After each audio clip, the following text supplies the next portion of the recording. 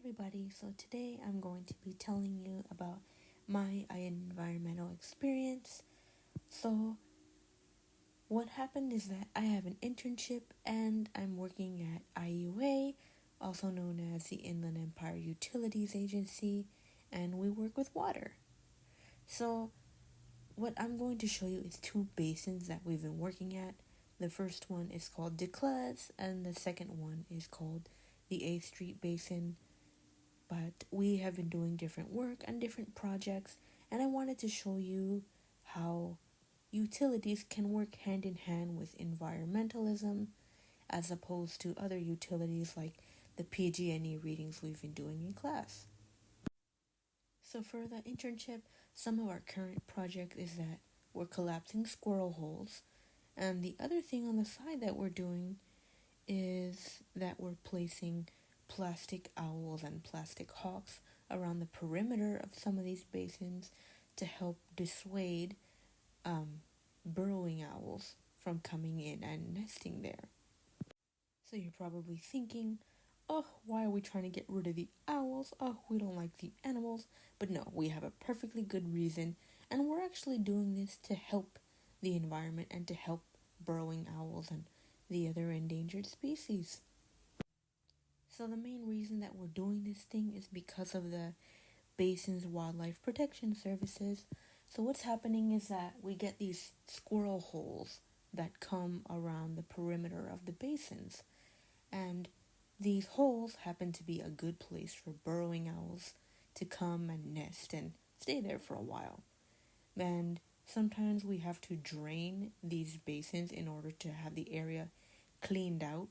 And if there's any burrowing owls present, we cannot clean them and we have to stop everything we're doing because the burrowing owls are there. So because of these wildlife protection services, we have to make sure to protect and preserve these endangered species, which are the burrowing owls, by dissuading them from nesting there in the first place so that they can go and nest in somewhere that's more suitable for their habitat and that's not going to be by a basin where we're going to be doing work. So this is meant to be a win-win for everybody so that we can help protect and preserve endangered species while at the same time making sure that we can help manage our water systems in California. So as I mentioned before, we're collapsing the squirrel holes to make sure the burrowing owls don't live there later on, but at the same time, we're also placing fake owls and fake hawks around the perimeters, and that's just meant to dissuade the owls from roosting there in the first place too. So these two different jobs combined is helping us make sure that the burrowing owls are least likely to go and live there. So here we are. This is Declaz. There was a lot of water birds around. I try to record some for you, but you can only do so much with a cell phone. But there's a lot of bird activity. You can hear it really loud, but overall, good weather. So this is me holding my phone and trying to do work at the same time. But yes, these are the plastic owls, and we have to place them on the perimeter of the basin itself, making sure they don't fall. They're filled with stones so they don't blow away. And they have to be facing the water, that way the birds can actually see them. So here is just to show you what the plastic hawks look like. Same story as before. It's interchangeable, it doesn't matter how many hawks or owls you put, as long as they're from a reasonable distance from one another. So here we are. This is a week later, and now we are at the 8th Street Basin.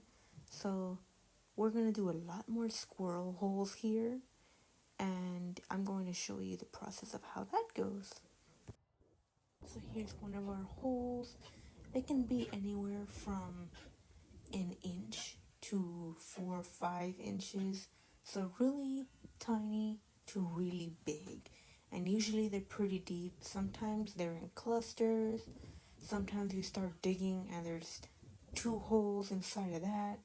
I like this specific video because you can see with the sunlight just how deep the hole is. You can see the bottom. The camera isn't the greatest with getting it. It just, most of the holes look black. But when you're there in person, you can see a lot more. For one of these areas, we found a bone right next to the hole. That was exciting. And you can see the marrow when I flip it around. And another one of the holes had this red fluff, and it actually came from a tree that was nearby. So that's just evidence that a squirrel was in the tree and then went to his little burrow underground. So as you can see, the red tree is really close and it's almost right in front of the hole. But these basins aren't just attractive to burrowing owls. These are just some of the bird species that we found during these times visiting the basins. Again, thank you so much for listening and have a great day.